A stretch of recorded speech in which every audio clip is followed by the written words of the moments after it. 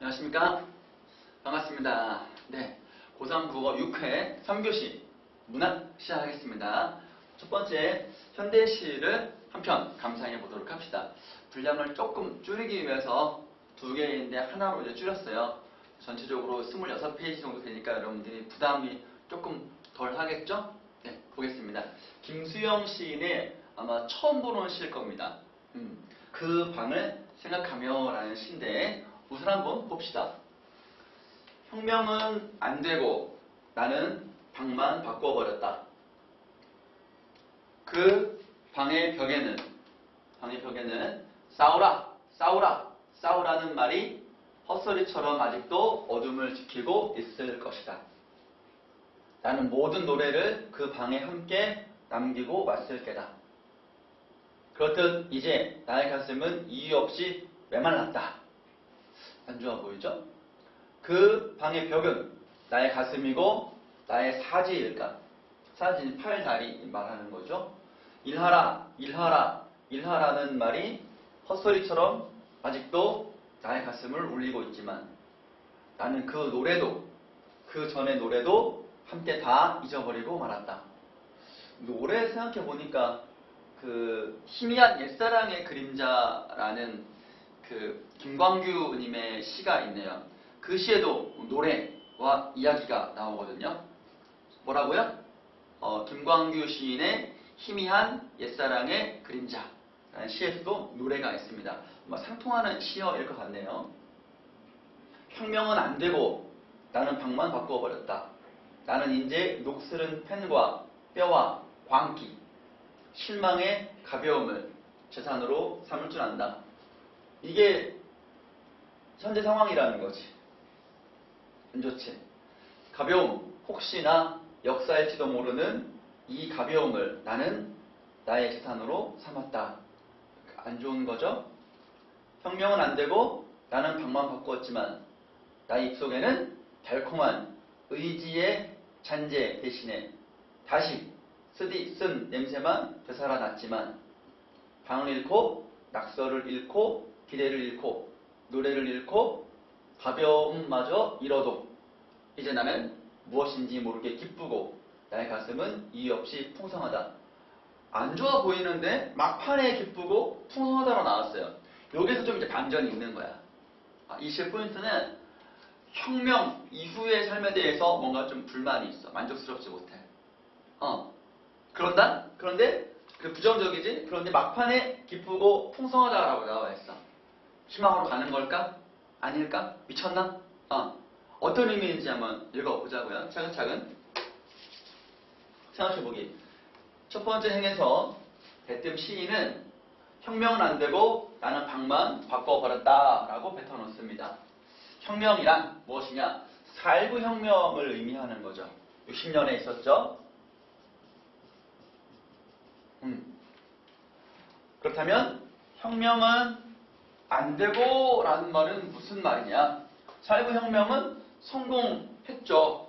이승만을 끌어내렸으니까 우선 이 시는 60년 10월 30일에 쓴 작품이다. 이 시기는 어떤 시기냐? 4.19 혁명 60년 4월 19일이죠. 이승만 정권이 무너졌어요. 해야했죠. 쫓아냈죠. 7월에 치러진 총선 국회의원 선거에서 민주당, 그러니까 이승만은 자유당 정권이었고요. 민주당은 이제 야당이었는데 이 민주당이 국민들의 힘을 몰아줬어요. 집권했습니다. 민주당은 지주, 자본가죠. 지주, 땅 주인, 자본가를 지지 기반으로 했습니다. 그러니까 국민들의 정서를 제대로 대변하지 못했겠죠. 4.19 정신의 올바른 대선자가 될 수가 없었죠. 노동자, 대학생, 교사, 신문 기자 등 사회 각계에서 억눌려있던 목소리가 터져나오면서 혁명 완수, 민족 통일을 외쳤지만 민주당은 체포와 구금으로 민주화운동을 탄압했어요. 국민들의 뜻과 반대 방향으로 갔죠. 그러나 이런 탄압에도 불구하고 국민들의 민주화, 통일 열기가 식지 않자 위기감을 느낀 극우 군부 세력, 박정희 같은 군부 세력은 이 1861년 5월 16일에 군사 쿠데타 반란을 일으켰습니다. 군사 반란을 일으켰죠. 즉, 이 작품은 민주화 운동에 대한 민주당의 탄압과 즉 혁명의 열기가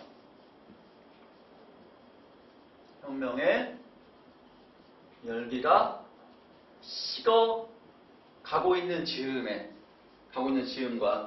군부대 쿠데타 사이의 어떤 불안한 그런 시기, 어수선했던 그런 시기에 씌어진 거죠. 시인은 싸우라, 싸우라, 싸우라는 말이 벽을 메우고 있던 그 방을 이미 떠나왔어요.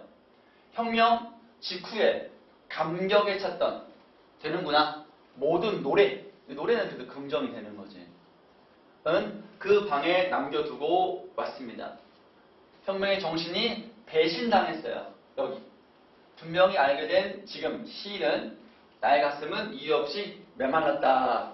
씁쓸함을 느끼는 거지. 배신당했으니까.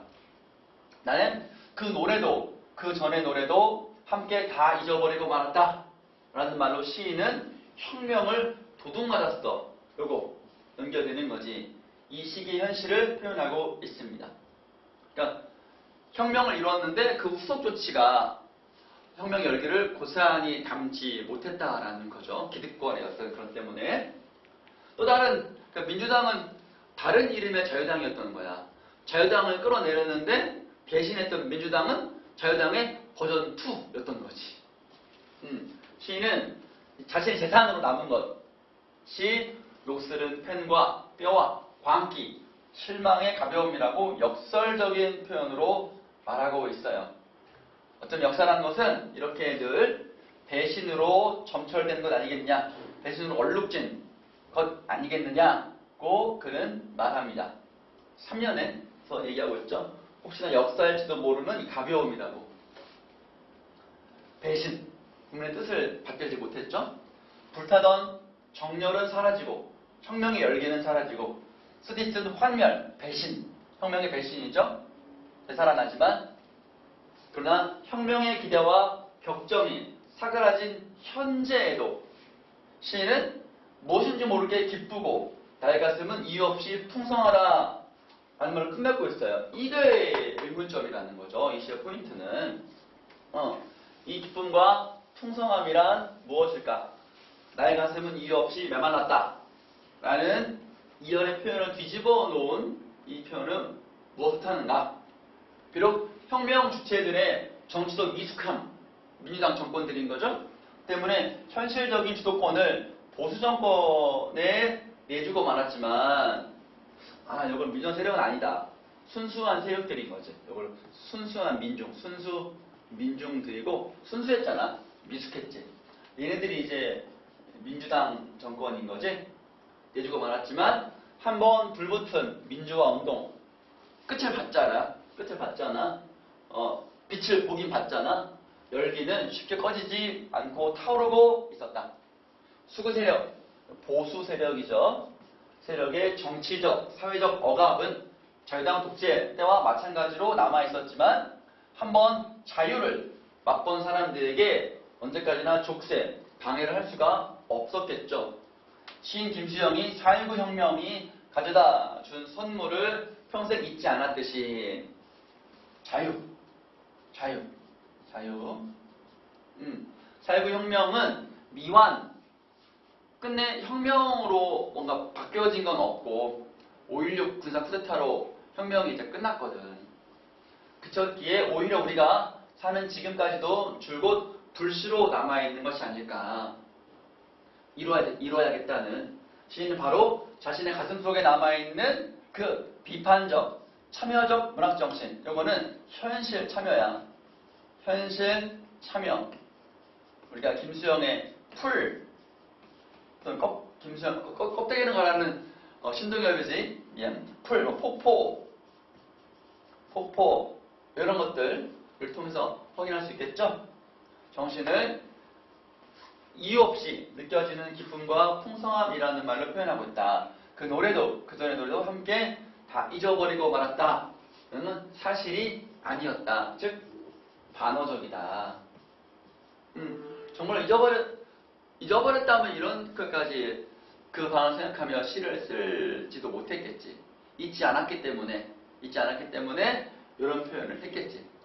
자, 그래서 이 시는 사회부혁명 이후 혁명 열기가 치어가던 그 즈음에 현실적인 모습을 보여주고, 그러함에도 불구하고 나는 변함없이 그 혁명의 열기를 이어 나갈 것이다 라는 화제의 의지를 볼 수가 있는 시였네요. 힘들어도 포기하지 않는 우리들의 어떤, 현실은 그렇지만 의지는 포기하지 않는 우리들의 어떤, 뭐라고 볼 수 있겠죠? 네. 두 번째, 시문학 이론 다섯 번째 보겠습니다. 비관적, 체념적이라는 타이틀이에요. 비관, 체념. 좀 부정적이죠. 볼까요? 비관적이라는 것은 현재의 상황을 절망적, 회의적으로 바라보는 거예요. 절망, 실망하는 거죠. 희망의 반대죠. 회의적이라는 말은 의심을 품다는 뜻으로 좀 이제 부정적으로 보는 거예요. 될까? 이런 식으로. 안 될 것 같은데? 회의적으로 봐. 이런 얘기고요.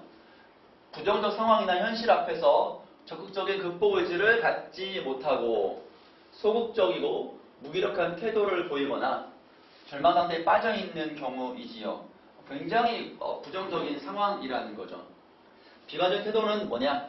현실에 대한 부정적 인식만 나타나 있을 뿐 그에 대한 적극적인 극복 의지가 없어요.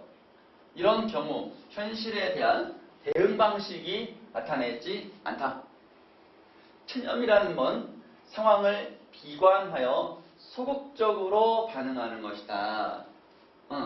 비관적, 체념적이란 말 뜻은 이렇고요. 시 몇 편을 통해서 시에서는 비관과 체념이 어떻게 드러나 있나 차근차근 하나씩 살펴보도록 합시다. 다음 중 체념적 조사 나타내지 않는 것은 뭘까? 공무도화가라는 고대 가요네요. 고대 가요. 이미여 이 작은 글씨 잘 안 보이죠? 그럼 텍스트 참고하면서 보세요. 이미여 물을 건너지 마오. 임은 그의 물을 건너시네. 물에 휩쓸려 돌아가시니 가신님을 어이할꼬. 가신님을 어이할꼬. 여기에 체념과 한타의 정서가 있어요. 돌아가신님을 어찌하겠느냐. 다시 만날 수 없으니. 그래서 포기하는 거지. 그래서 처음에는 이 물은 건너지 마세요. 사랑하니까. 가면 죽으니까 건너지 마라. 물을 건넌다. 이별하는 거죠. 돌아가시니 죽었어요. 다시는 만날 수가 없어. 가신님을 어찌하겠는가 해서 체념과 한탄이 있다. 정서가 좀 집약된 부분이라 할 수 있겠죠? 감정에 고조된 영탄적 표현이기도 합니다. 체크해 주시고요. 자, 신라 향가, 초용가가 있네요. 초용이 어느 날 놀다가 집에 들어왔는데 서울, 이거는 경주를 말해요. 당시 신라의 서울은 경주니까 밝은 달에 밤새도록 놀다가 집에 들어왔어. 잠자리를 보니 다리가 넷입니다. 둘은 내 것, 아내 것이고 내 아내 것이고 둘은 누구 거냐? 역신이라고 하죠. 역신. 외간 남자야. 네 것이고 본디 내 것인데 빼앗겼건을 어이할꼬 어찌할꼬 해서 체념이 드러나 있습니다. 그래서 역시표현하기 위해 부른 노래로서 체념과 관용도 있어요. 내 걸 빼앗았는데 죽이지 않고 용서해 준 거잖아. 이거 노래 부르면서 물러나 죽였다는 거 아니야? 당장 도끼 들고 찌워 죽인 게 아니고. 어휴, 그래요? 한 촉사라는 말은 이제 사악한 것을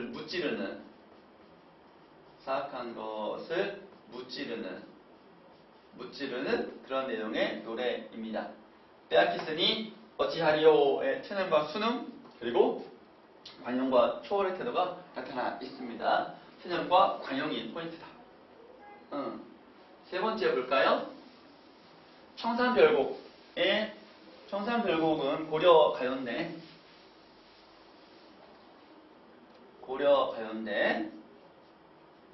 청산이라는 이상향, 아름다운 곳, 탄압과 굴욕이 그런 없는 곳, 이상향을 추구하는데 좌절하고 마는 그런 고려 가요였었죠. 그래서 이제 산에 갔다가 아니고 바다로 가는데 가다가도 바다도 별로 물 없을 것 같아.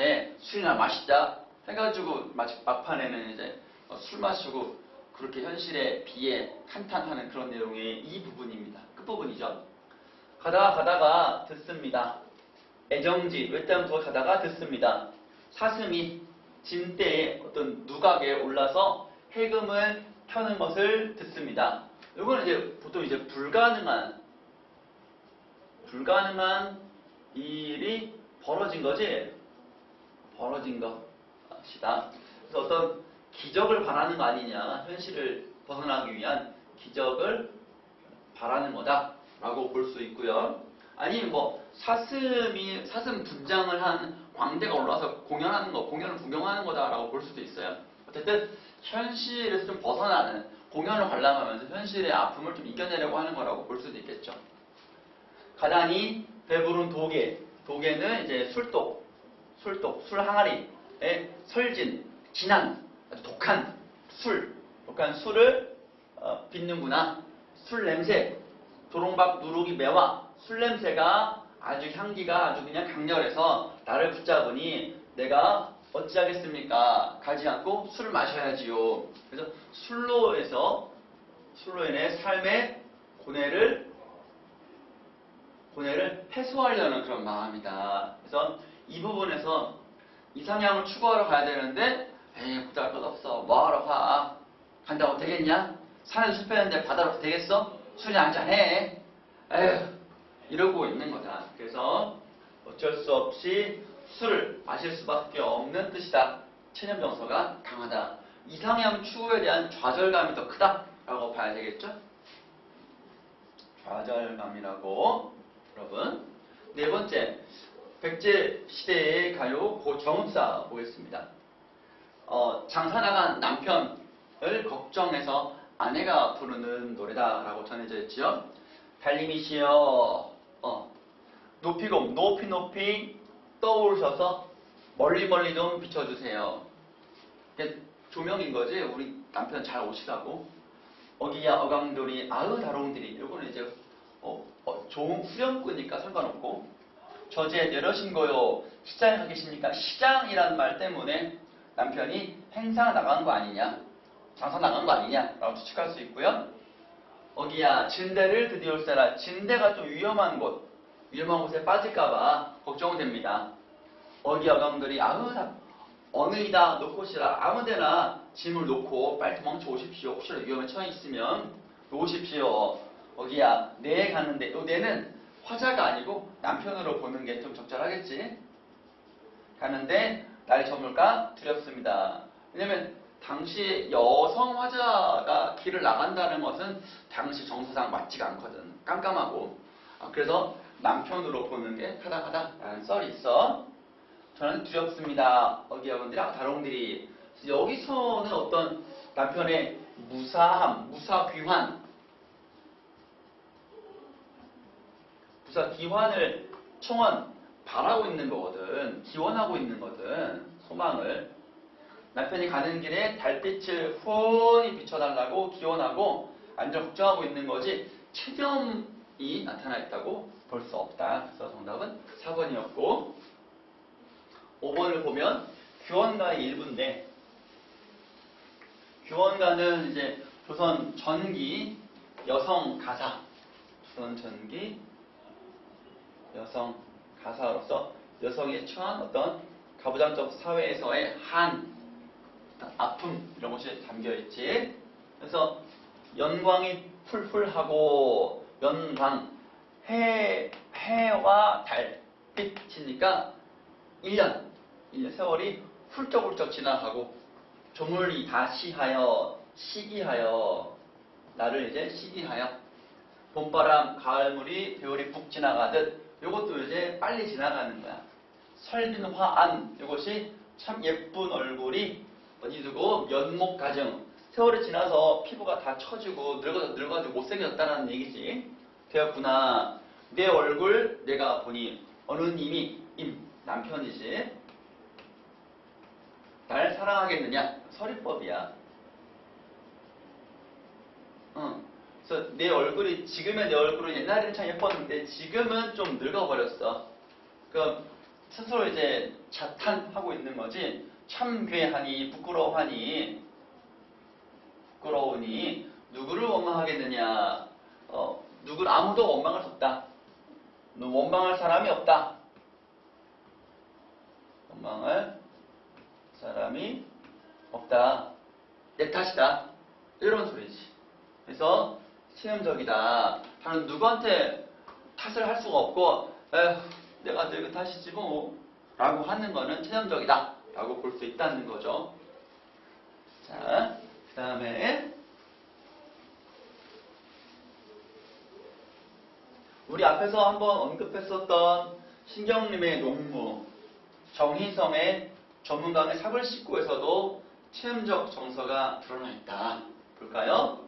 한번 배웠으니까 슬쩍 보겠습니다. 징이 울린다, 막이 내렸다. 끝났다는 느낌. 공연이 끝났죠? 오동나무에 전등이 메어달린 가설 무대, 임시 무대죠. 구경꾼이 돌아가고 난 텅빈, 텅빈이라는 거는 비어있다. 공허함, 쓸쓸함. 우리는 분연록진 얼굴로 하긴 소주집에서 몰려 술 마신다. 그 허탈함 때문에 공연을 했는데 상황이 끝난 게 아니라 끝나고 나서 이제 막 같이 어울려가지고 뒤풀이도 하고 해야 되는데 그것도 없이 쑥 빠져나가 버렸어. 그 허전함 때문에 술을 마십니다. 답답하고 고달프게 사는 것이 원통이에요. 감정의 토로죠. 꽹과리를 앞장 세워 잠고 났으면 이 원통함을 어떻게든 시선해 보려고 한 번 더 흥을 돋워보려고 나섰는데 그만 세월이 변해버렸어. 또무래기들, 처녀애들이 막 비웃고 있고 막 그래요. 농촌이 현실이에요. 사람이 없어요. 보름달은 밝아 어떤 녀석은 걱정이처럼 울부짖고, 요건 이제 울분, 저항이고, 어떤 녀석은 서림이처럼 해야 되지만, 이거는 개인의 영달과 이익만을 추구한다 해서 나 몰라라. 농촌의 그런 소외, 어떤 그런 거에 대해서 별로 관심이 없는 사람도 분명히 있겠죠. 그런 사람들이라는 거죠. 이까짓 산구석에 처박혀 발버둥친들 무엇하랴, 아무 소용이 없다. 여기에서 이제 체념적이다 확인해 볼 수가 있겠고요. 비료값도 안 나오는 농사 따위야. 농사는 아무리 지어봤자 비료값도 안 나와. 왜? 쌀값을 정부가 낮춰버렸으니까. 그래서 소외가 되는 거죠. 옆에 내게 맡겨놔두고 세전을 거쳐 도수장 앞에 와 돌 때 여기 우린 점점 신명이 난다. 정말로 신나서 흥겨운 나는 게 아니죠. 반어적 표현이라는 거 알고 있죠? 한 다리를 들고 날라리를 붉거나 고갯짓을 하고 어깨를 흔들거나. 그래서 대꾸법이 있어. 법이 있고 춤의 절정으로서 절규하듯 한풀이 하는 모습이다. 절규하듯 한풀이. 눈에는 눈물이 흘러가 있고 춤을 추고 있고, 이렇게 해도 안 하면 당장 너무 원통하니까 가서 터질 것만 같으니까 이렇게 하고 있는 거다 라고 볼 수 있죠. 그래서 정리하면 이렇게요. 비관적입니다.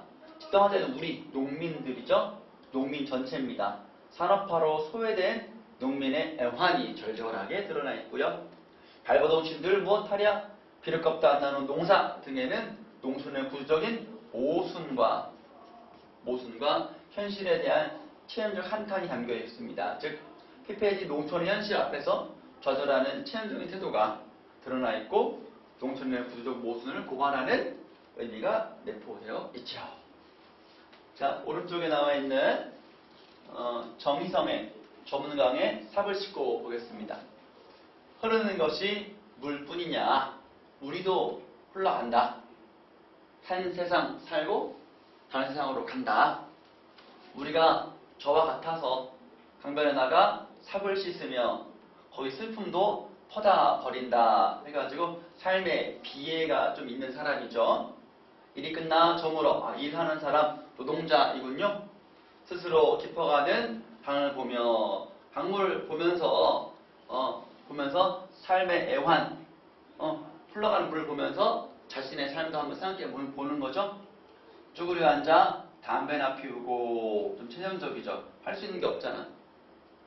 만약 적극적으로 나선다면 일어나서 툴 털고 그래 내일도 괜찮을 거야. 야 힘내. 이렇게 했겠지. 근데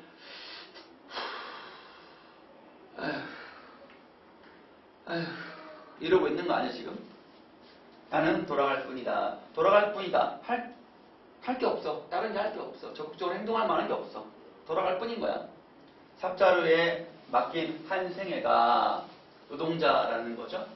이렇게 저물고 저물어서 실강바닥 썩은 물에 산업화 도시로 인해 오염된 환경이죠. 달이 뜨는구나. 그래서 서러움이 좀 심화되죠. 우리가 저와 같아서 흐르는 물에 삽을 씻고 먹을 것 없는 사람들의 마을이 다 가난하죠. 다시 어두워 다시 계속 날마다 돌아가야 한다. 돌아갈 수밖에 없다. 체념할 수밖에 없는 거죠. 우리가 농민의 현실이라면 도시의 노동자들의 현실이다 라고 볼 수 있겠죠. 봅시다. 화자는 평생을 노동으로 살아온 사람입니다. 흐르는 강물에 삽을 씻으며 자신이 살아온 고달픈 삶을 되돌아보고 있고요. 삶에 대한 성찰을 차분하고 담담한 어조로 나타내고 있습니다. 차분하고 담담한 어조이죠. 비관적 체념적이다 뭐냐? 삶에 대한 비애와 무력감이 드러나 있고요. 지나온 인생을 회고하고 성찰하면서 슬픔과 무기력함을 느끼고 있습니다. 고달픈 현실에 대한 텐트를 보이고 있고요. 적극적 극복 의지가 드러나 있지 않습니다. 이거 조심하세요. 그 다음에 체념적 태도로 시작했다가 반전이 있어서 극복으로 시상의 전환, 시상의 전환이 일어나는 경우가 있어요.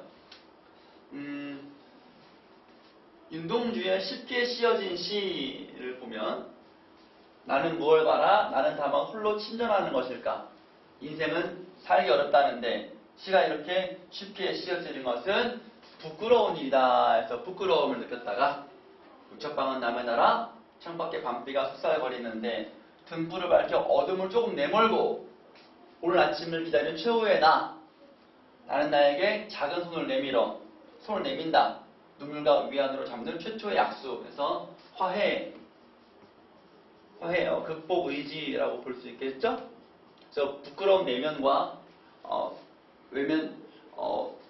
뭔가 잘해보려는 내면과 부끄러워하는 바깥에 있는 외면적인 화자 사이에 대립이 있었는데 여기서 화해하고 있다는 거 여러분들 알고 있죠? 그래서 무력감, 상실감에서 극복 의지가 있다. 화해도 하고 있고 그래서 내면의 부끄러움을 의지로서 이겨내려고 하는 화자의 태도가 등불을 밝히고 손을 내밀고 악수하는 그런 행동을 통해서 확인해 볼 수가 있다. 정리할 수 있겠습니다. 또 백석의 남신의주 유동 박시봉방이라는 시를 보면 그러나를 기점으로 앞부분에는 슬픔과 어리석음의 죽음까지 생각하는데 절망적 현실에서 할 수 있는 게 없으니까 근데 고개를 들어 허연 문창을 바라보든가 또 눈을 떠서 높은 산장을 쳐다보는 것인데 고개를 든다는 것 눈을 떠서 높은 쪽을 바라본다는 것은 희망적인 태도가 담겨 있다는 거죠. 그래서 앞부분에서는 지나온 삶을 들어오며 극심한 좌절감을 느끼고 있었어요. 나중에 전문 한번 살펴보세요. 그러나 이후에서는 삶에 대한 희망으로 극적인 전환이 이루어지고 이 부분에서 삶의 희망을 드러내는 소재로서 갈매나무라는 아주 의미 있는 소재가 사용되고 있습니다. 김소월의 바라건대는 우리에게 우리의 보습 될 땅이 있었다면 한번 나왔었죠. 앞부분에서 일제에 의해서 땅이 다 빼앗겼어. 농사 지을 수 있는 땅이 없었던 현실에서 그런 농사 지을 수 있는 그런 상황을 가정하는 거지. 떠올리는 거지. 동일이야 남북이냐 내 몸은 떠가나니 볼지어다. 이게 유랑의 현실인 거죠. 희망의 반짝임은 근데 희망을 계속 생각한다는 거야. 별빛의 아득임은 물결뿐 떠올라라 가슴에 팔 다리에. 그러나 어쩌면 황송한 이 심정을 날로 나날이 내 앞에는 자칫 가늘은 길 동그라미. 길이 이제 희망이에요. 나아가리라. 한 걸음 또 한 걸음. 보이는 산비탈에 온 새벽 동무들. 저 혼자 산경을 김매이는 해가지고 앞부분에 떠돌아댕기고 희망은 좀 이제 가물가물하고 그래요. 그래서 그러나 이후에는 이런 현실 속에서도 나름대로 희망을 꿈꾸고 길이 있는데 이 길은 아마도 희망의 길이겠죠. 극복하려는. 그래서 나아가리라 해서 의지를 확인해 볼 수가 있겠다라는 거죠. 네, 짤막한 시를 좀 살펴봤고요, 여러분들. 살펴봤고, 제 소설 이론 5번째 보겠습니다. 주체적 의지의 여성상. 여성이 주인공인 소설이 많이 있어요. 조선 후기에 어떤 봉건적인 여성 시대, 봉건적인 어떤 가부장적 사회에서 억압받던 여성의 내면의식 할 수 있다. 남자보다 기회만 주면 더 잘할 수 있다. 억압적인 권위주의를 비판하는 그런 내용의 의식을 담은 소설이 많았다라는 거죠. 주체적 의지는 긍정적 의지, 남성 중심의 사회에서 비판적인 그런 태도라고 볼 수 있겠죠. 여성의 이미지는 보통 연약하고 좀 순종적이고 부드러운 것이 보통이에요. 우리 전통적인 여성상 하면 좀 이제 소극적이고 후동적이고, 그리고 이별의 정한이라는 시에서도 공무도 화자도 백수광부의 아내고, 서경별고, 가시도 여성 화자라고 하고, 황진이의 삼이고 송미이고 등등등 다 여성 화자의 이미지가 있죠. 그런데 보통 시는 그런 게 많고 소설은 좀 그렇지는 않죠. 소설은 적극적이죠. 여성적인 이미지를 탈피, 벗어나서 적극적이고 의지적으로 고난 극복하고 문제를 해결해 나가는 여성 인물들을 주체적, 의지적 여인상이라고 합니다. 이런 경우 여성은 강인한 생활력, 돈 잘 벌어, 발휘하여 생계 문제를 책임지거나 남성의 권위에 굴복하지 않고 자신의 주관적인 견해를 밝히거나 할 말 한다는 거지. 말대꾸 한다는 거야. 따진다는 거야. 그래서 합리적인 대안을 제시하여 문제 해결 능력을 발휘하고 못할 거 없다. 여자라고 못할 거 없다라는 그런 의식인 거죠. 당시에 조선 후기의 소설의 조선 후기는 소설의 시대였거든. 당시에 독자층이 바로 여성들이었어. 남성들처럼 바깥에 나가서 뭔가 유흥이라든가 재미난 걸 할 수 없었지. 내외고 어디 여자가 밖에 나가서 늦게 들어오고 그래. 그러니까 집안에서 뭐 소일거리 할 게 없을까 해서 당시에 이제 주로 이제 한글로, 한문은 좀 어려워도 한글은 좀 많이 깨쳤으니까 한글을 읽을 수 있는 지식이 있는 양반층 부녀자들을 대상으로 소설에 대한 새로운 유흥에 대한 이런 거에 대한 그런 어떤 관심이 폭발적으로 증가하니까 여성들의 이런 읽으려는 욕구를 충족시키기 위해서 소설, 여성들을 위한 소설, 이런 여성들이 좋아할 만한 내용의 소설이니까 여성들이 주인공인 소설. 그동안 억압당했었는데 소설에서나마 남성들 못지않게 능력을 발휘하는 그런 여성 히어로들을 주인공으로 한 소설들을 많이 창작되고 유통되고 그랬겠지. 그러니까 수요가 있으니까 공급이 있는 법이었던 거야. 알겠지? 그래서 맞춤형 소설이 창작된 것이다 라고 여러분들이 그 배경을 좀 이해하면 좋겠네요. 당시의 시대상에서 어떤 것들이 있나 볼까요? 조위환의 퇴척전이라는 소설이 있습니다. 퇴척이 남자 주인공인데 오경이라는 아내, 그러니까 남편과 아내야. 서로 굉장히 적극적이지. 오경도 오경도 어젯밤에 들려왔던 피리 소리가 조선의 곡조인데다 평소에 익히 들었던 것과 지금 전쟁 때문에 헤어져가지고 서로 따로따로 죽은 줄 알고 지내다가 극적으로 만나는 극적인 상봉 장면이야. 굉장히 비극적이고 극적인 장면이지. 평소에 익히 들었던 것과 너무나 흡사하였다. 그래서 남편 생각, 최척 생각에 감회가 일어 저절로 시를 읊게 되었던 것이다. 오경은 자기를 찾는 사람의 목소리를 듣고는 황망하게 뛰어나와 최척을 보았다. 두 사람은 서로 마주 바라보고는 놀라서 소리를 지르며 끌어안고 백사장을 뒹굴었다. 반가워서 목이 메이고 기가 막혀 마음을 안정할 수가 없었으며 말도 할 수 없었다. 눈에서는 눈물이 닿아자 피가 흘러내려 너무 감동했나 보다. 서로를 볼 수도 없을 지경이었다. 두 나라의 뱃사람들이 명나라, 일본 배, 조선 배 사람들이 국제무역항이었거든. 베트남 가가지고 지금 여자거리처럼 모여들어 구경하였는데 처음에는 다만 친척이나 잘 아는 친구인 줄만 알았어. 잘 모르니까 사정을. 뒤에 그들이 부부 사이라는 것을 알고 사람들 서로 돌아보며 소리쳐 말했다. 야, 참 이상하고 기이한 일이다. 이것은 하늘의 뜻이다. 사람이 이룰 수 있는 일이 아니다. 정말 우연이다. 이런 옛날에도 들어보지 못했다. 그래서 최척은 오경에게 그간 소식을 물으며 말했다. 산속에서 붙들려 외부에 붙들려 강가로 끌려갔다는데 그때 아버님과 장모님은 어떻게 되었소?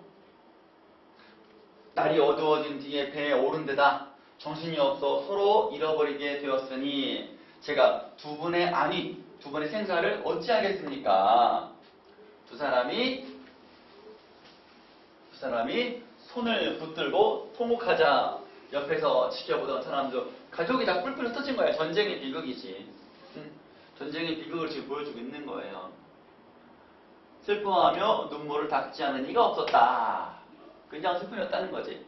학천은 도누를 만나. 학천이 이제 그 남편 최척의 친구고 도누는 오경이의 후견인이야. 백금 세 덩이를 주고 오경을 사서 그 도누가 오경이를 포로로 잡아갔는데 남자인 줄 알고 오경이가 살려고 이제 남자로 분장하고 외국에 잡혀. 간신히 목숨 건져가지고 도누한테 잘 보여가지고 뱃사람의 선원으로 끼어들어가서 왔다 갔다 하게 되는 거야. 데려오라고 하였다. 그래서 도누가 얼굴을 붉히며 말했다. 내가 이 사람을 얻은 지 이제 4년 되었는데 전쟁 끝나고 4년 됐다는 얘기지.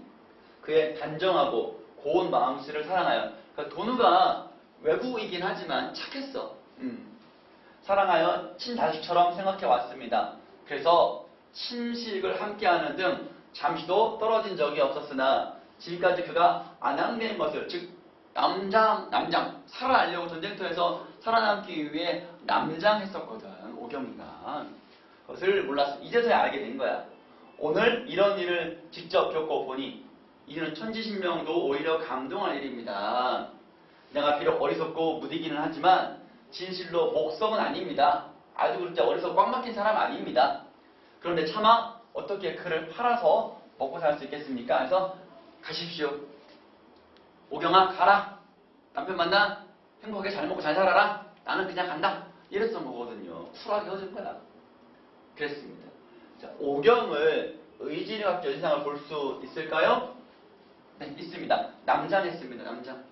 전쟁터에서 살아남기 위해 남장하고 어떻게든 목숨을 부지했으니까요. 극복해냈죠. 또 인물 설정, 사건 전개면에서 이 작품은 다른 고전과 좀 다른 면이 있어요. 첫 번째 보니까 영웅적 인물인데 여기서는 평범한 민중이 드러났어요. 그러니까 후기에 소설의 세계가 확장되면서 꼭 영웅만이 아니라 평민들도 주인공이 됐고 전쟁의 비극은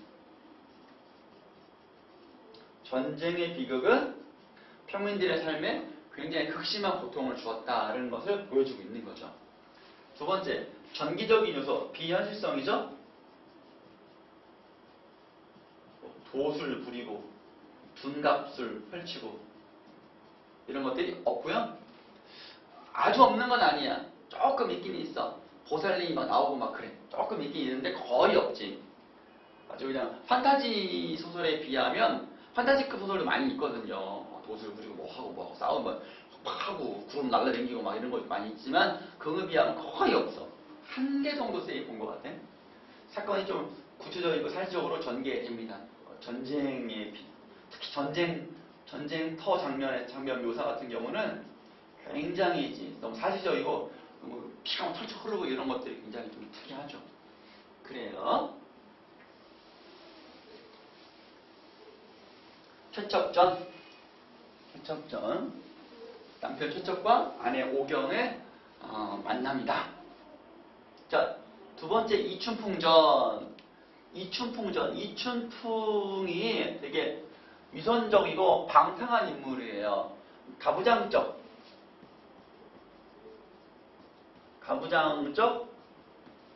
남성의 전형인데 그걸 비판하고 풍자하는 내용의 소설이 되겠습니다. 볼까요? 춘풍이 자제히 보니 평양서 돈 찾아주었던 비장이라.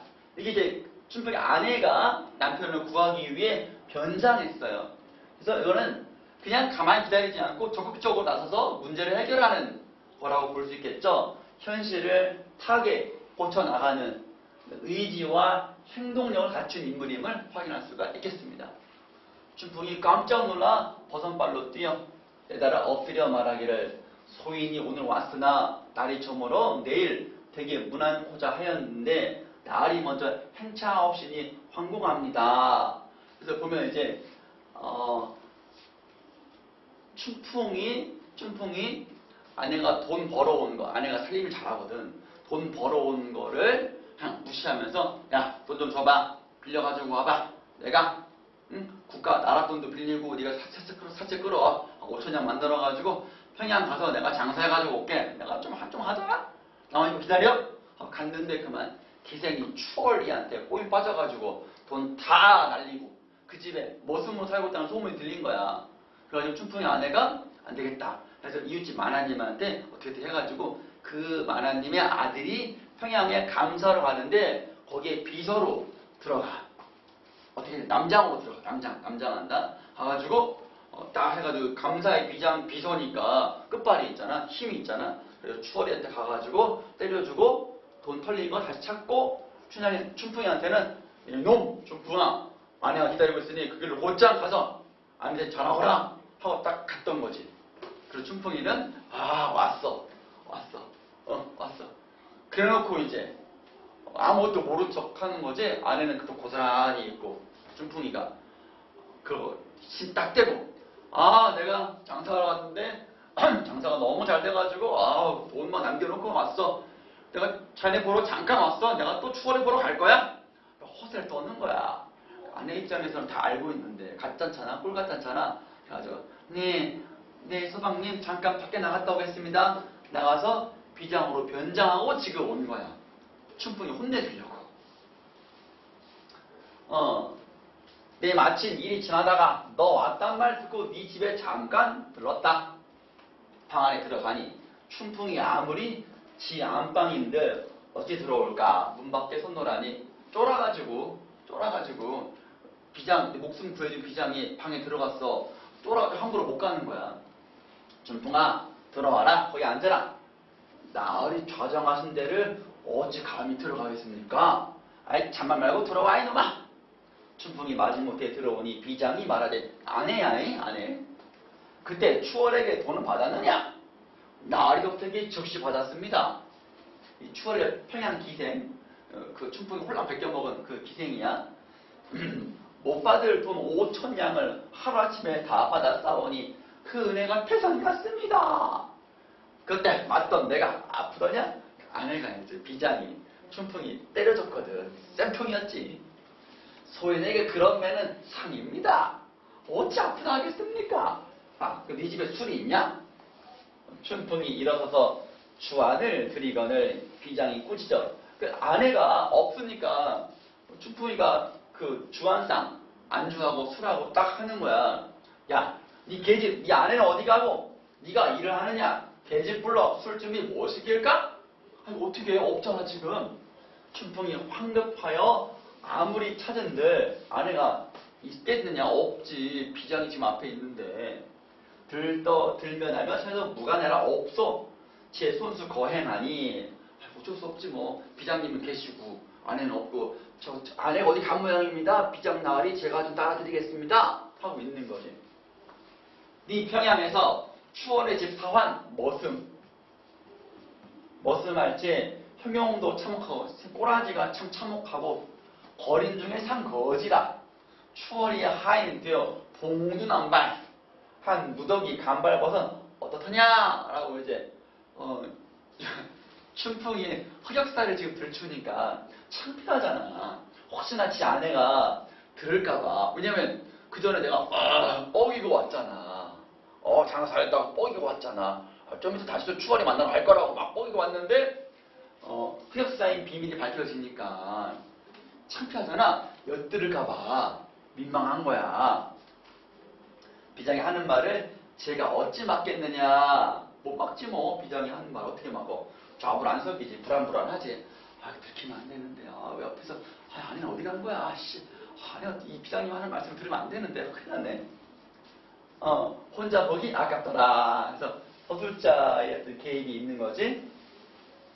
비장 말하되 남산 및 박승지 댁에 갔다가 술이 대취하여 네 집에 왔더니 시장도 하거니와 해갈이나 하게 갈분이나 한 그릇 하여 오너라. 칡가루 좀 칡집 좀 가지고 와봐. 춘풍이 황몽하여 밖으로 내달아서 아무리 제 계집을 찾은들 어디 간 줄 알래요. 비장이니까 주적하더라. 비장이 꾸짖어 말하기를 네 계집을 어디다 숨기고 나를 안 입에는고?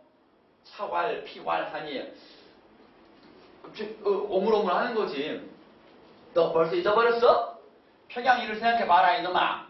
네가 집에 왔다고 그리 체중한테 해? 아내를 안 보여줘? 건방진 자식.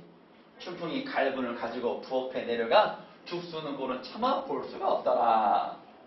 남자가 할 일은 아니니까 당시에는 한참 꿈적여서 쏘어드리거늘 비장이 조금 먹는 치하고 춘풍을 주며 먹으라. 추월의 집에서 깨어진 허언 사발이 누른밥 포장덩이에 이질어진 숟가락도 없이 먹던 생각하고 먹으라.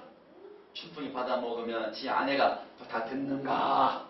들으면 안 돼. 도판인데 속으로 민망히 여기더라.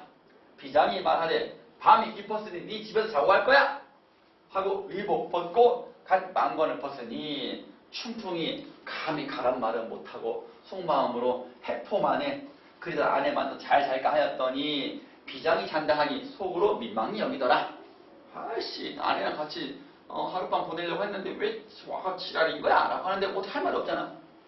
관망한 것 옷 다 벗고 웃옷을 피구금이네? 옷통 훌 벗은 다음에 일어서니 비장이 옷을 벗었어. 그러면 아내야.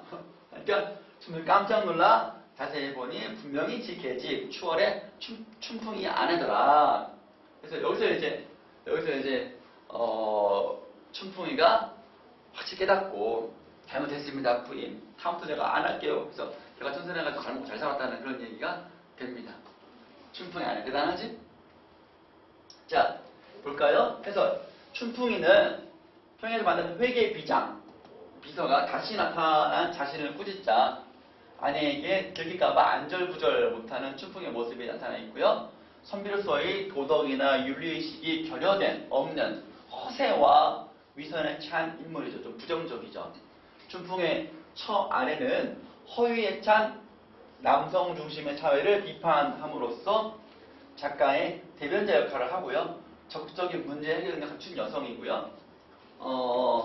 방탕한 남성을 개과천선, 즉 춘풍이죠. 하게 하고 올라간 가정을 일으켜 그러니까 살림살이를 잘하거든. 돈도 많이 벌어요. 세우는 여성의 활약을 그림으로써 진취적이고 구체적인 여성상을 보여주고 있습니다.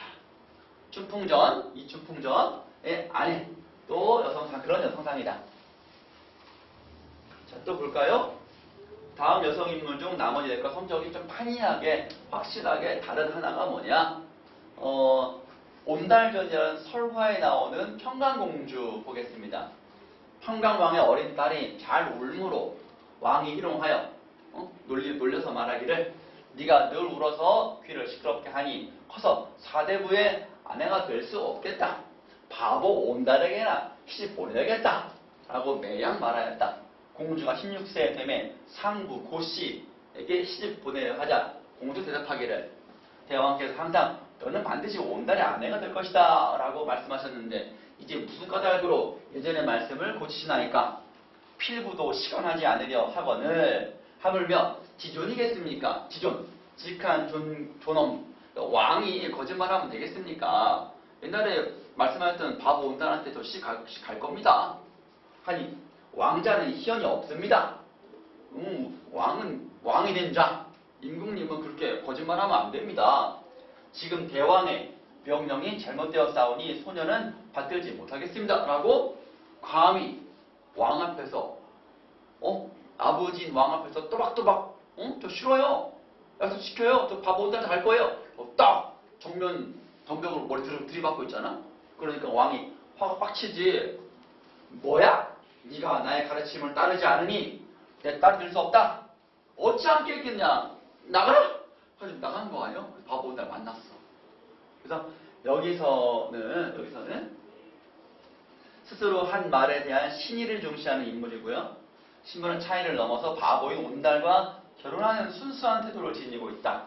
자신의 운명을 주체적으로 개척해 나가는 긍정적, 의적 인물로 볼 수 있겠죠. 결국 뭐 장군 만들잖아. 지혜도 있고 있어가지고 말을 고르라는데 나라에서 기른 말을 골라라. 응? 바늘을 꽂아가지고 뭐 비루 먹은 말을 골라라. 여인 말을 골라라. 아주 잘 기르죠. 사냥대 활쏘기도 막 시키고. 물론 바보 온달이 재능이 있긴 있었지. 그래요. 온달전의 주제의식은 여성의 주체성이 있죠. 또 민중의식도 있어요. 확인해 보시고. 자, 운영전의 운영 보겠습니다. 박명한 운영이 큰절을 올리며 난구님께 아뢰입니다. 그래서 이제 얘는 이제 기녀야. 기녀가 아니고 미안. 궁녀. 운영이는 궁녀고, 궁녀는 궁의 주인인 안평대군과 에만 매여 있는 사람이야. 다른 외간 남자, 즉 김진사라는 외간 남자와 서로 썸을 타는데 이루어질 수 없는 그런 금단의 사랑이야. 이루어지면 안 돼. 궁녀라서 외간 남자 만나면 둘 다 죽을 수밖에 없는 그러한 사회였어. 어떻게 근데 사람 젊은 남자의 마음이라는 게 자른다고 없어지나? 생겼지. 그래서 몰래 사랑하다가 결국 발각이 나가지고 둘 다 죽게 되는 그런 비극적인 이야기였죠. 봅시다. 아무런 자질도 없는 제가 불행히도 난구님의 눈에 들어 서로 생각하기를 여러 날 먼 발치에서 바라보기를 몇 번이나 하다가 다행히 서로 만나 몇 날의 즐거움을 나눴습니다. 만나가지고 몰래 사랑을 했어. 그러나 결국 바깥에 나가 도망치려고 살려다가 결국 걸렸어. 바다같이 깊은 부부의 정을 맺지는 못했지. 무릇 좋은 일에는 하늘의 시기가 많다고 했습니다. 궁궐 사람들이 모두 알고 대군, 이 바로 안평대군인 거지. 의심하고 계시니 이제 화가 재앙이 뒤닥쳐 살 날도 오래 남지 않았습니다. 엎드려 바라는 것은 난구님께서 저와 작별한 이후에 저를 가슴에 두어 마음을 상하게 하지 마시고 힘써 공부하여 과거에 급제하여 벼슬길에 오르는 것입니다. 그래야 후세에 이름을 날리시어 부모님을 복되게 하는 것이옵니다. 제 의복과 보물은 다 팔아서 부처님께 바치고 정성기도 하셔서 난구니까 다하지 못한 인연을 다음 세상에서나 다시 있게 하여 주옵소서 해서 자신들의 비극적 운명을 생각하고 여기서 끝내려고 하는 거야 지금. 이제 우리 걸려서 못할 것 같습니다. 이제 여기까지인 것 같습니다. 사랑하지만 우리는 아닌 것 같습니다. 라고 마지막 그 작별의 편지를 보내는 거야. 얼마나 슬펐겠지. 그래요. 안평대군의 궁녀로서 순결하고 뜨거운 정열과 지성을 진 여인이죠. 궁녀라는 신분적 굴레가 이 작품의 갈등 요소예요. 벗어나 참된 삶, 인간다운 삶을 살고자 하죠. 근데 봉건적 애정관을 탈피하여 재연의 사상을 가지고 있습니다. 그러나 사랑의 좌절로 죽음을 선택하는 비극적 연인적 극복하지 못해요. 그래서 적극적이다, 주저주다라고 보기가 조금 어렵습니다. 정답은 2번 되겠습니다. 운영이. 세 번째, 사시남정기의 사시 볼까요? 사시남정기에 결혼한 이후에는 조금 이제 수능적이고 소극적이고 그렇게 보이지만 결혼 전에 서로 중매할 때는 사시의 적극적인 태도가 좀 보여요. 볼까요? 우리 아이는 어떻게 생각하느냐, 숨기지 말고 네 뜻을 말해 보아라. 소저 대답하여 아뢰었다. 소녀가 듣사오니 유소사께서는 오늘날의 어진 대상이라고 합니다. 결혼이 불가할 까닭이 없습니다. 그러나 요거는 이제 사시의 엄마, 소저가 사시. 그래서 이제 유할림이잖아, 남편이. 유할림의 아빠인 유소사가 이제 그 장래의 시아버지야. 시아버지가 매파를 보냈어. 당시에는 지적 결혼이 없고 대부분 다 이제 중매제기를 보내가지고 의향을 타진하고 결혼하는 거였으니까 유소사가 사씨 얘기를 듣고 매파를 보내가지고 결혼을 하게 했어. 그런데 이제 매파가 실수한 게 있거든. 그 얘기 지금 하고 있는 거야. 어진 대상이라고 합니다. 결혼이 불가할 까닭이 없습니다. 괜찮아요. 그러나 걸리는 데가 있습니다. 매파, 주씨, 중매쟁이 말로만 본다면 좀 의심스러운 점이 있습니다. 소녀가 듣자오니 군자는 덕을 귀하게 여기고 어떤 외적이 아름다운 미모는 천하게 여기고 숙녀는 덕으로서 시집을 가고 색으로서 사람을 섬기지 않는다고 합니다. 이제 매파 주씨가 먼저 색을 일컬으니 소녀는 극히 부끄럽게 여깁니다. 해서 보면은 매파가 좀 자만했어. 당시에 사신의 집은 좀 아버지 돌아가시고 사급사 돌아가시고 집안이 조금 안 좋았거든. 집안이 조금 안 좋았어. 매파가 의뢰받은 유소사는 당대 명문가고 잘 나갔지. 근데 매파가 볼 때 이 결혼은 그냥 사시 입장에서는 감지덕지 있던 거야. 그러니까 매파도 되게 세게 나왔지. 어때요? 좋은 조건이지? 두마 2장 찍어. 너 참 이쁘니까 잘 살 거야. 라고 이렇게 너무 업신여긴 거야. 죽게. 그래가지고 사실은 쫀심이 상한 거야. 야, 아무리 그래도 그렇지 덕으로서 사람을 얘기해야지. 어떻게 나의 미모만 보고 그러냐. 우리 집안 무시하고. 두 가지. 색을 먼저 얘기했다. 나의 덕을 먼저 얘기해야 되는데 나의 미모를 먼저 봤다는 거 아니냐. 참 부끄럽다. 그리고 또 지네 집안에 잘 먹고 잘 사는 거를 자랑하면서 우리 선급사, 우리 아버지, 사급사지, 내 아버지의 성대한 덕을 일컫지 않았다. 혹시 매파 주씨가 사람됨이 미천하여 유소사의 뜻을 잘 전하지 못한 것은 아닌지요. 그렇지 않다면 유소사께서 어질다고 하는 말은 거의 헛소문일 것입니다. 소녀는 그 집에 들어가기를 원하지 않사옵니다. 결혼을 거절하는 거예요. 그러니까 유씨 집안에서 청혼이 들어왔는데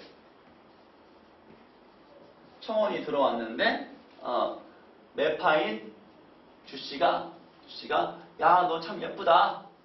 또 얘네 집은 되게 부자야. 너 결혼 오케이지? 네가 따질 게 뭐가 있겠냐. 장자 말고 2장 찍어. 라고 되게 세게 나왔던 거야. 잘난 척하고. 그래서 사씨 입장에서는 이 유소사가 어진 사람인데 주씨가 좀 실수한 것 같기도 하고, 그게 아니라면 유소사가 어질지, 이 사실이라면 유소사의 뜻도 이러하다면 유소사는 어질지 못한 사람이다. 나 이런 데는 가고 싶지 않다. 왜? 나의 덕을 얘기하지 않고 우리 아버지, 사급사의 아버지의 덕을 얘기하지 않았는데 물질적인 것과 외면적인 것만 지금 보고 있으니 나 이런 데는 못 간다 라고 딱 거절한 거지. 그래서 당당하고 소신이 있고 노래를 한민철피지. 그래서 두 가지요. 덕보다 색을 중시하고 부친의 덕을 말하지 않은 점을 들어 거대 집안의 명문가의 청혼을 거절한 것을 당당하고 소신 있고 사려 깊은 성격임을 보여주는 거 아니냐라는 얘기입니다. 그래서 이것도 사소저도 이 부분에서만큼은 적극적이라고 볼 수 있겠죠? 물론 결혼해서는 이제 교시와 어떤 그런 거에서는 남편의 잘못에 대해서 얘기하지 않고 되게 참고 순종적이고 그런 게 좀 바뀌죠. 계집다람쥐, 그 서동지전에 계집다람쥐가 있는데 남편 다람쥐가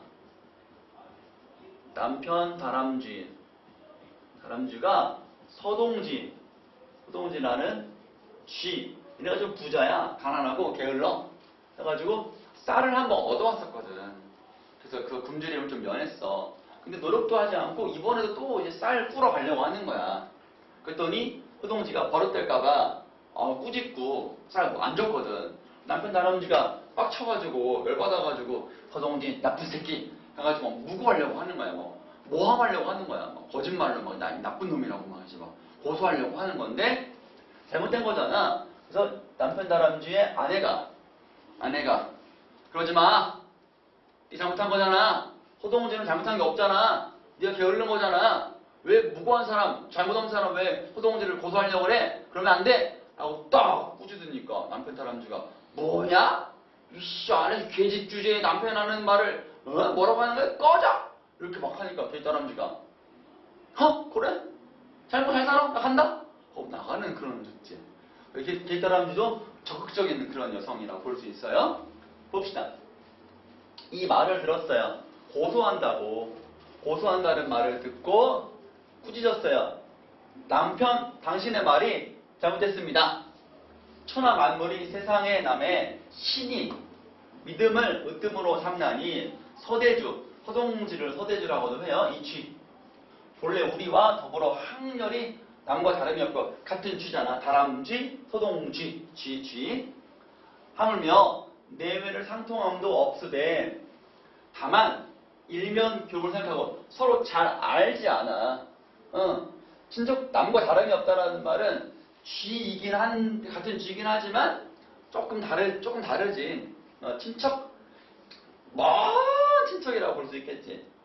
내외를 상통함도 없어. 서로 잘 안 친한데 다만 교분을 생각하고 다소간 양미를 쾌히 허급하여 쌀을 조금 줘서 우리의 소원을 좀 들어줬다. 얘네 쌀 좀 줬다. 서대주는 난군 대접함이 옛날 주공이 일반의 삼토포하고 일목의 삼악발보다 더하거늘 서대주는 남편을 참 대접을 참 잘했다. 주공이 이제 밥 한번 먹는데 3번 토하고 비워내고 나가 손님을 맞았다는 거야. 정성껏 손님을 대접하는 이야기죠. 알겠죠? 이런 얘기 있고 하거나 서대준 당신을 참 대접을 잘했는데 한 번도 서대주한테 고맙다라고 하지 않았다가 무슨 면목으로 또 돈 쌀 또 꾸러 갔냐. 그런데 허락하지 아니하였다고 오히려 노하는 것이 신의가 없는 일인데 하물며 포악한 마음을 발하여 은혜 갚을 생각은 아니하고 오히려 관청에 고소하려고 하니 이는 이른바 적반하장이다. 물에 빠진 놈 건져놨더니 보따리 내달라고 하는 아주 나쁜 거다. 은반위수 은혜가 오히려 원수가 되는 거다. 여기까지 보면은 아까 얘기했잖아. 남편 사람이 싸가지가 없어. 옛날에 한번 쌀을 얻어 먹었어. 노력도 않다가 이번에 또 얻어 먹으러 간 거야. 근데 이제 그때는 이제 맨 처음에는 서대주가 친하지도 않았는데 그래 쌀 많이 줬어. 열심히 살아. 했는데 별로 이제 고맙다고 말도 안 하고 땡큼 받아 먹고 살다가 그리고 서대주는 우리 잘했지. 우리한테 되게 잘했지. 그런데 이걸 또 가니 서대주가 거절했는데 그것도 이제 고맙다고 말을 못할 망정 오히려 더 그것 때문에 앙심을 품고 제가 나를 무시했다고 열받아가지고 고소하려고 하는 거는 잘못된 거 아니냐? 잘못된 거 아니냐? 예요. 적반하장이다. 라는 잘못을 딱 꾸짖는 거지. 남군이 만일 송사 고소하려고 하는데 서대주의 잘못을 무엇으로 말하려고 하냐? 서대주 잘못한 게 뭐냐? 없지 않냐? 옛말에 일렀으되 지은이면 보은이요 지지면 불태라 하니. 여기 보면 은혜를 입었으면 갚아야 하고 그것을 알면 게을리하지 말라. 원컨대 바라건대 낭군은 옛 성인의 책을 널리 보았으니 소학을 익히 알 것이다. 다시 생각하고 깊이 헤아려 은혜를 갚기를 힘쓰고 거친 말을 하는 마음을 버려라. 서대들은 본디 관우장장 성군이야. 너그러우니 반드시 후일에 낭군을 위하여 살해 은혜를 또 베풀 거야. 비록 천한 여자의 말이나 깊이 살피시어 후회하여도 어찌할 수 없는 지경에는 이르지 않도록 해라. 그래서 남편을 딱 꾸짖고 있지. 이 말 듣고 남편이 오히려 더 빡쳐가지고 너 뭐여? 이 상황에서 남편을 두둔하지 않고 오히려 서대들 두둔해? 너 서대들이랑 무슨 일 있는 거지? 썸 있는 거지? 얼른 가라! 갈 때면 가라! 해가지고 게이따람쥐가 빡쳐가지고 뭐여? 지금 나를 의심해? 잘못할 사람? 하고 나갔다는 거 아니야? 그래요. 그래서 이 게시다람쥐의 이야기도 적극적이다 라고 볼 수 있겠죠. 그래서 여필 종부 여성은 남편을 따라야 한다. 이 봉건적 윤리관을 타파하고 깨버리고 가부장적 권위의식을 비판하는 적극적인 인물이고요. 현명하며 사리 분별이 있고 진보적 의식의 소유자이고요. 남편 다람쥐의 부당함과 불합리함에 대해 충고하고 저항함으로써 순종을 미덕으로 여기는 중세적 여성관에서 벗어나서 주체적 여인상을 추구하는 진보적 여성관을 제시하고 있다. 어디 남편 앞에서 이렇게 또박또박 말할 수 있겠어. 자, 까투리. 장기 전에 까투리네요. 장기는 남편 꽁이고 까투리는 이제 아내, 암컷 꽁이죠. 이제 한겨울에 먹을 게 없어가지고 먹을 거를 구하러 밖에 나갔는데 벌판에 콩 한 조각이 딱 있는 거야. 딱 봐도 미끼지. 밑에는 덫이 있었을 거야. 이걸 보고 까투리가 아내가 가지 마라. 근데 장기가 온갖 핑계 대면서 뭐요? 먹을 거야. 확 물었는데 그만 목에 칭 하고 죽게 생겼는 거야. 그러고 죽었지 뭐. 까투리가 그 콩 먹고 잘 된다 말은 내가 먼저 말하고 그러다. 그 콩 먹고 말고 지금 얘기하고 싸우고 있는 거예요 지금. 내가 먼저 말하겠습니다. 잔디 찰방수망으로 황천부사 제수하여 청산을 영이별하오리니 내 원망은 부대마소. 그래서 황천부사, 황천 지옥이야 지옥. 너 지옥으로 발령났어. 내 원망하지 마라. 너 그거 먹으면 이제 지옥 간다. 지옥 간다. 내 말 안 듣는 거 후회하지 마라. 고설을 볼랑이면 고집불통 과하다가 패가 망신 몇 번이고 고집 부리다가 패가 망신했어. 촌고 진시황도 몹쓸 고집 부소의 말 큰아들 말 듣지 않고 민신소동 40년에 2세 때 실국하고 큰아들한테 왕위를 못 물려주고 둘째한테 물려줬거든. 실국하고 초패왕의 어린 고집 초패왕 항우가 범증이라는 신의 말을 안 들었거든. 듣지 않다가 8선 제자 다 죽이고 무면 도강동하여 자문이사 스스로 죽었거든. 하여있고 굴삼령 굴원의 옳은 말도 고집 불청하다가 진무관에 부지갇혀 가련공산 상혼대야 강상에 오는 새 어북충은 부끄럽다. 그래서 굴원의 말을 또 이제 그 왕이 안 들었거든. 초나라 왕이 안 들었거든. 그래서 이게 누구야 굴원이 빨리 죽었어. 그 왕이 내 말 안 들었으니까 빨리 죽었거든. 그래서 고집 부리다가 패가망신한 사례를 쭉 늘어놓으면서 너 지금 콩 먹으려고 먹지 마라. 그 고집 부리다가 나중에 패가망신한다. 라고 이제 장기 까투리가 설득했는데 또 장기도 자기 나름대로 반방 논리를 또 펼쳐요. 결국 먹었어. 그럼 잡혀 죽었지 뭐. 그래서 너 그대 남편 장기 고집 과하다가 50명 한다 죽는다 이거예요. 그래서 소신을 밝히죠. 너 고집 부리다가 죽는다. 콩을 먹을 것인지 여부를 두고 벌인 논쟁에서 까투리는 장기 앞에서 당당히 자기 의견을 밝힙니다. 여자의 말이라고 무시하는 장기의 위선적 권위를 통제하여 가부장적 권위에 도전하고 있습니다. 네. 자, 그 다음에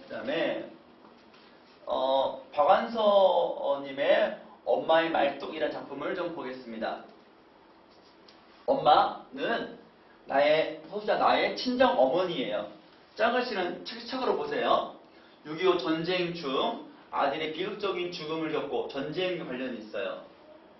한을 품고 살아가는 80 넘은 노인이고 현재를 살아가면서도 과거의 아픔을 고스란히 안고 있는 인물입니다. 이에 비해 나는 딸인데 오남매의 어머니로 가족의 안위를 염려하여 가정에서 자신의 삶의 의의를 발견하며 살아가고 있는 평범하고도 소심적인 주부예요. 친정 어머니 즉 이 엄마의 낙상 떨어졌어요. 수술을 치르는 과정에서 가족의 아픈 과거의 기억으로 인해 힘겨워하고 있습니다. 두 인물에 대한 이야기예요. 엄마는 자나깨나 집요하리만큼 열심스럽게 나의 행동 반경과 교우 범위를 제한할 줄만 알았지 그게 실제로 8살짜리 계집에게 얼마나 가혹한 형벌이라는 것은 모르고 있었다. 엄마가 자꾸 이제 캥거루맘스를 케어했어. 자꾸 얘를 잘 키워야 한다는 엄마의 욕심, 사교육 뭐 그런 거였단 말이지. 엄마가 하라는 대로만 하면 난 결코 단칸방을 벗어날 수 없었고 엄마나 오빠 외에 말벗을 가질 수도 없었다. 오빠는 이제 6.25 때 임무 처음 하다 죽어요. 착한 아들이었는데 엄마 아침부터 화롯불을 끼고 앉아 온종일 삭바느질을 했다. 오빠의 말이 정말이라면 그건 기생들의 오시태였다. 도시로 와서 어떻게든 살아보려고 이것저것 안 해본 일이 없는 엄마야. 나는 기생이 뭔지 잘 모르고 있었다. 어리니까. 그들의 옷은 하나같이 곱고 매끄럽고 부드러웠다. 바라보아도 즐겁고 어루만져 보아도 즐거웠다. 그건 내가 먼 훗날 입어보기를 꿈꾼 바로 그 아름다운 옷이었고 내가 앞으로 입기로 계약된 흰 저고리에 검정 통치마보다 훨씬 매혹적인 옷이었다. 일제강점기거든. 강점기야. 도대체 어떤 여자가 그런 옷을 입는 것일까? 경성역에서 경성역이란 말 보니까 일제강점기라고 알 수 있겠지. 현저동은 도시 변두리. 오는 동안도 현저동에 사는 동안도 그런 옷을 입은 사람과 만난 적은 한 번도 없었다. 그렇다면 문밖 동네인 현저동 말고도 상종 못할 사람들이 사는 동네가 또 있을 것이다. 그래서 현저동에 지금 살고 있는데 변두리인데 엄마는 쫀심 강해가지고 언젠가는 중심부에 들어갈 거다.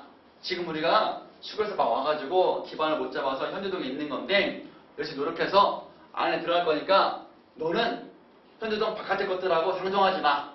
넌 크게 될 사람이니까 고급지게 살 거니까 여기 이 아래 것들하고 놀지 마. 밖에 나가지도 마. 말 섞지 마.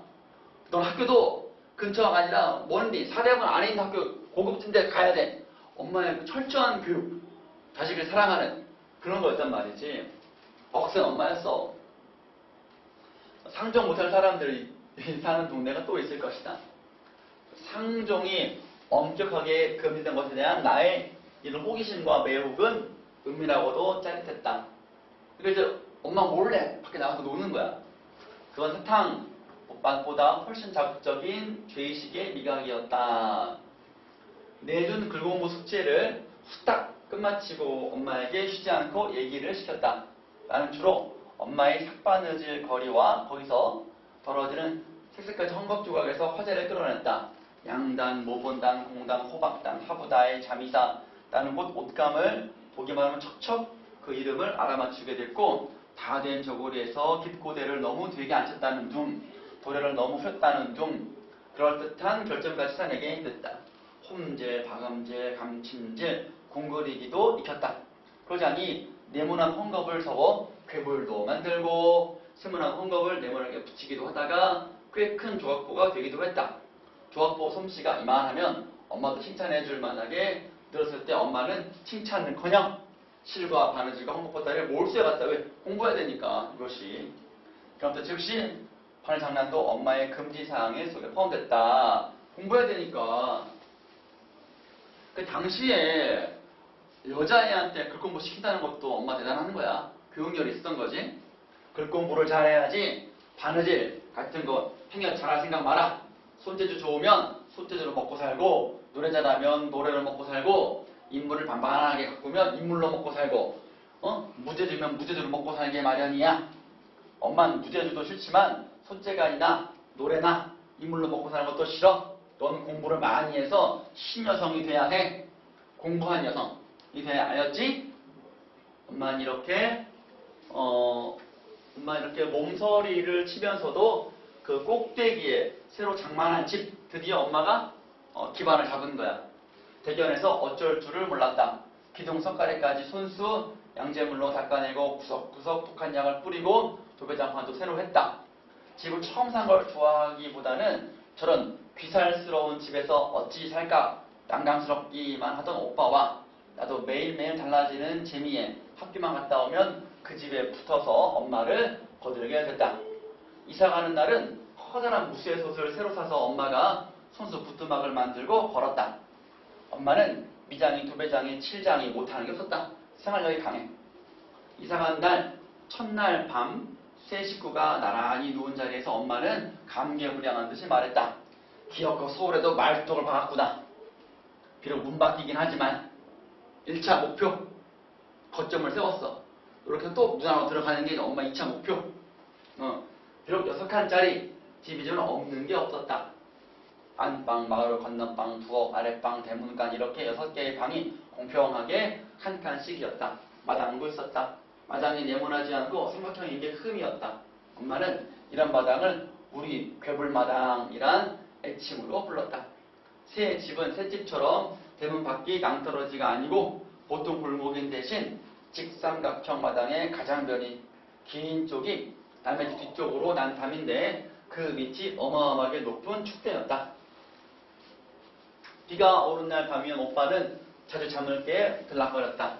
축대가 무너질까봐 잠이 안 온다는 것이었다. 엄마는 녀석도 사는 놈이 옹졸하긴 여지껏 멀쩡한 축대가 하필 우리가 살 때 무너질까 하면서 태어난 차였다. 그 밖에 나무 걱정도 없었다. 나는 괴물마당에 분고씨도 뿌리고 채송화씨도 뿌리고 봉숭아씨도 뿌렸다. 그러나 이사가고 나서 나의 외톨이 신세는 좀 더 심해졌다. 땜쟁이 딸하고 자연이 멀어졌고 나 혼자 매동학교가 이제 사대문 안에 있는 학교, 고급진 학교야. 엄마의 교육열인 거지. 교육열이었던 거지. 동네 학교를 다니는 아이들한테는 따돌림을 받았다.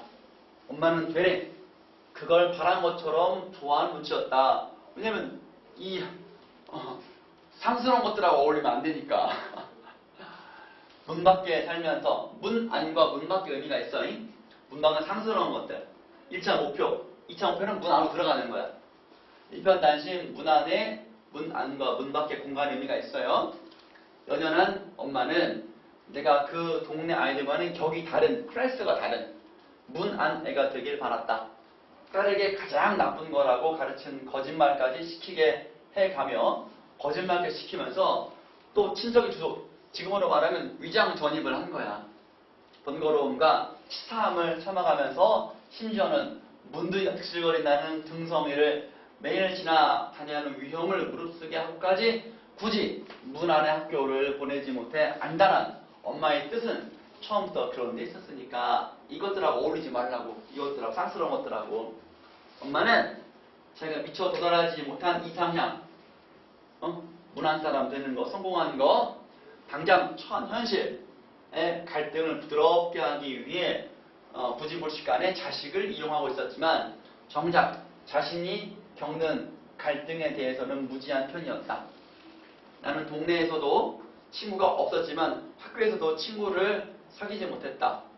학교 친구들은 모두 동네에서도 놀아야 되는데 모두 그 근처 아이들이었기 때문에 처음부터 저희들끼리였다. 그 끼리끼리가 저희들끼리 싸우고 바뀌고 편먹고 할 뿐이지 처음부터 어떤 끼리끼리에도 안 속한 이지적인 아이. 나죠. 대해서는 배타적이고 냉혹했다. 그래서 나도 아픔이 있었다라는 거야. 엄마의 어떤 욕심 때문에 나도 피해를 입었다라는 거지. 맨 처음에 가혹스러운 형벌이었다는 거. 어린 시절에 친구 없이 혼자 놀아봐. 왕따냐 왕따. 그래서 엄마가 의지적인 여인상이다 라고 볼 수 있고요. 볼까요? 남편이 한 여인, 엄마예요. 자식에게 신교육을 시키기 위해서 억척스럽게 시골도 버리고 도시로 왔어. 서울에 삶의 터전을 마련하는 과정과 6.25 전쟁의 비극, 아들의 참혹한 죽음을 그리고 있습니다. 어머니 이와 같은 의지적인 삶을 상징으로 보여주는 것이 바로 말뚝입니다. 말뚝 박았다. 근거지를 세웠다. 이런 얘기죠. 그래서 말뚝의 상징적 의미를 보면 엄마 입장에서 보면 삶의 터전, 문 안에 대한 지향, 문안은 성공이죠. 세속적인 성공인 거야. 지향 의식을 상징하는 소재이고 자식 교육에 대한 어머니의 강렬한 집념과 의지를 보여주고 있고요. 어머니의 긍지가 담겨 있고요. 비극적 죽음을 맞이한 아들에 대한 어머니의 한을 상징하는 가슴에 말뚝 박혔으니까. 그래서 아들로 인한 사무친 한은 어머니의 가슴에 박힌 제거할 수 없는 말뚝이다라고요. 나 입장에서 볼 때는 뭐냐? 어린 정신적 구속을 상징하는 거죠. 억압. 엄마 때문에 내가 희생받았다라는 거지. 그래서 어른이 된 훗날에는 엄마가 심어준 생명의식과 극복의지로 나중에는 바뀌어요. 엄마의 말뚝 1, 2, 3편 보면 2, 3편에 보면 이런 의미가 나와 있습니다. 어릴 때는 이랬고 어른 돼서는 이렇고 그렇습니다. 자, 여기까지 6회 문학 마쳤습니다. 여러분 수고했습니다.